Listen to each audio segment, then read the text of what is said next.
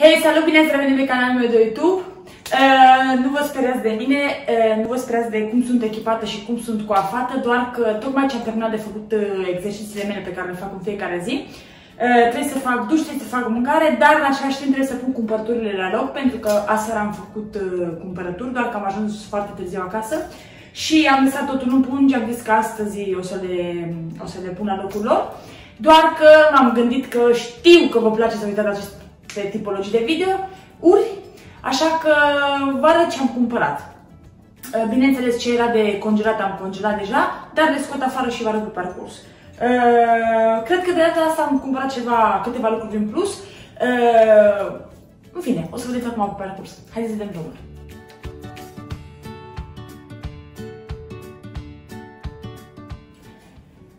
Încep ca de obicei din această parte. Am cumpărat aceste galete tot așa din porumb, făcute cu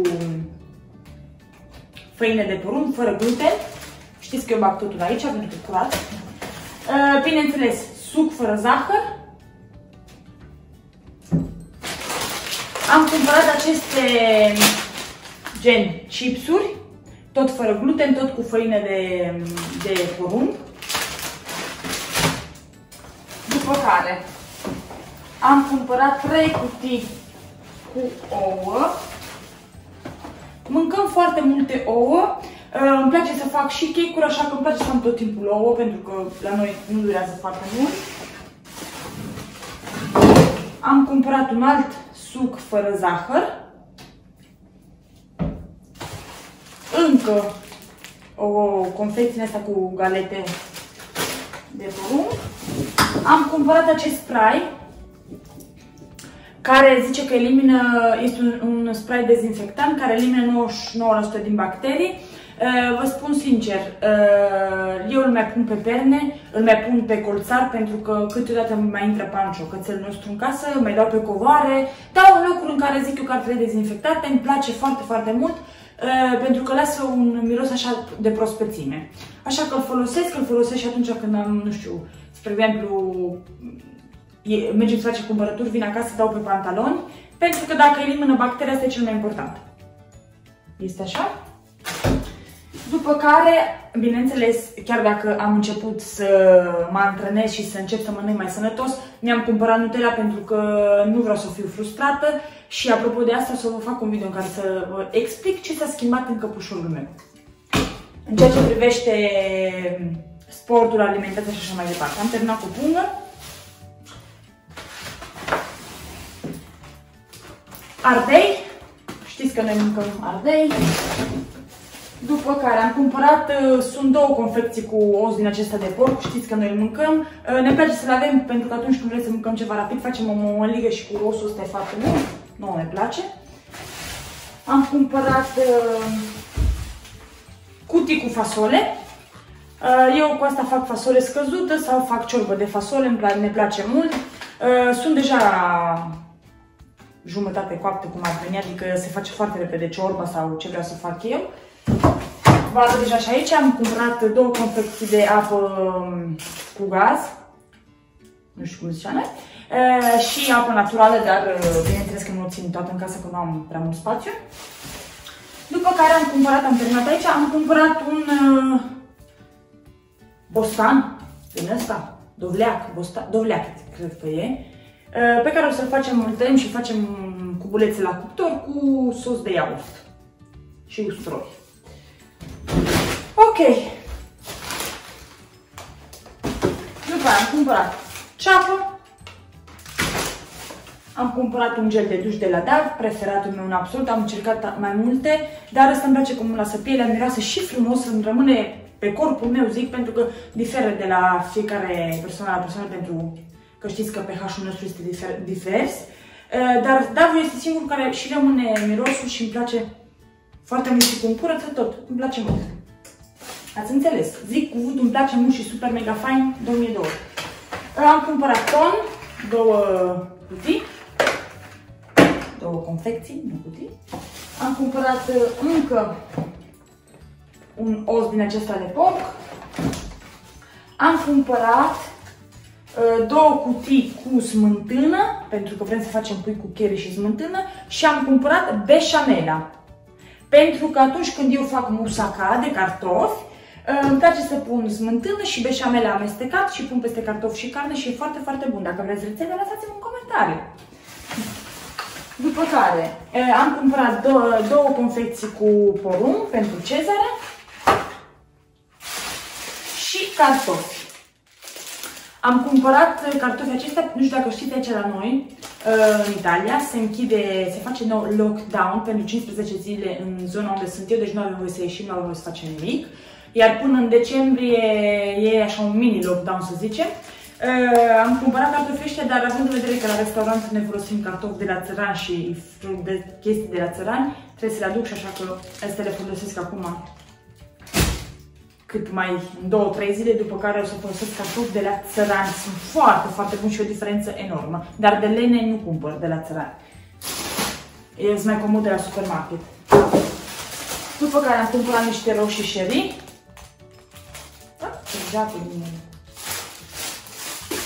Am cumpărat banane. I-am cumpărat lui Cezare suc e un mix de fructe.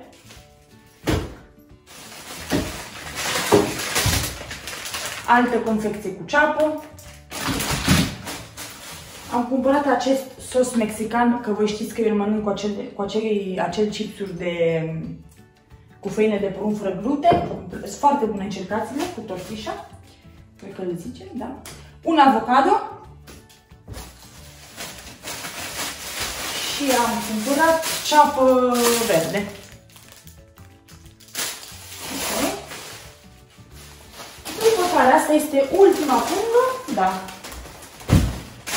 Am cumpărat, știu că nu e sănătos și nu-mi place, dar câteodată mănânc și eu și mi-a dat și lui Cezar câte un chips din ăsta, cu mai multe gusturi, are gust picant, gust cu roșii și gust cu lime și piper roșu. Sunt pungi micuțe, într-o pungă asta mare. Știți că sunt chipsurile mele preferate, astea genul ăsta de chipsuri. Și după care am cumpărat 2 tipuri de orez.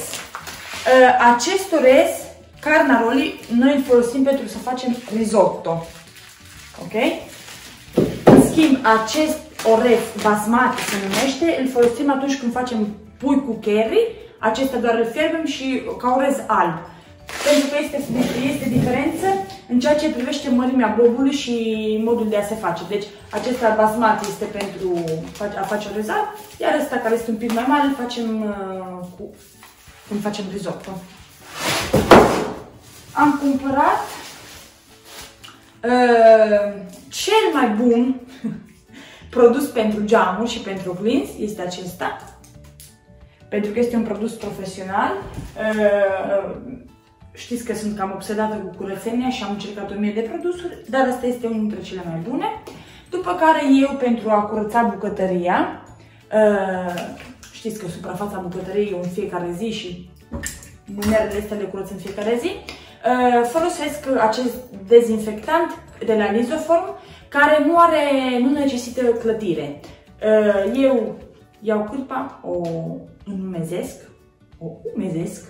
ați înțeles ce o să zic, dau câteva pompițe din astea, o storc bine și dau unde văd eu, că e murdar și trebuie dezinfectat. E foarte, foarte bun pentru că curăță foarte, foarte bine. Îl puteți folosi chiar și în baie, fără nicio problemă, doar că eu îl folosesc doar pentru bucătărie. Acum scot din congelator carnea pe care am cumpărat-o ca să vă arăt. Am cumpărat carne, am cumpărat pește și am terminat cu videoul. Vă arăt așa doar o confecție pentru fiecare și doar vă spun ce am mai cumpărat, pentru că sunt deja congelate și nu se vede absolut nimic. Am cumpărat și câteva pungi de legume congelate, pentru că se fac foarte, foarte rapid și când nu avem timp să le facem. Am cumpărat morcovi, deja tăiați așa rondele. Am cumpărat, sunt preferații mei, acest tip de fasole verde japoneză, cum ar veni. Îi zic japoneze pentru că atunci când merg la restaurantul japonez se găsește. Asta se poate face și în cuptorul cu microunde sau doar o fierbeți. Sunt foarte bune ca snack. Pun un pic de sare pe ele și au foarte bune. Am cumpărat 4 confecții de pește, așa din ăsta, pe care o să îl pun în tavă, îl condimentez și bag la cuptor. Vă arăt doar una, două, pentru că sunt deja băgate acolo. Am cumpărat carne măcinată, am cumpărat 3 confecții pentru că vreau să fac și musaca, vreau să fac și piftele. Am cumpărat piept de pui, foarte mult piept de pui pentru că ne place. Am mai cumpărat mușchiuleț de porc și cred că și am mai cumpărat conopidă, dar în fine nu are sens să vi le scot pentru că nu se văd. Și vă mai arăt, am mai cumpărat și 2 cutii mari cu struguri, foarte, foarte bun. Știu că ar trebui să-l spăl, dar... Și o cutie cu clementine. Pentru că nouă seara ne place să mâncăm fructe, Cezare le adoră fructele, așa că avea sens să cumpărăm. Acesta a fost videoul de astăzi. A fost ceva rapid, a fost ceva așa pe nepregătite cum ar veni, pentru că, cum vă spuneam, tocmai ce am terminat de făcut exercițiile mele. Sper că aceste tipologii de video să vă inspire. Nu știu, dacă mai vreți, cum vă spuneam, rețeta la musaca, orice fel de video, scrieți-mi că eu o să le fac. Ne vedem data viitoare, vă mulțumesc și vă pup! Pa!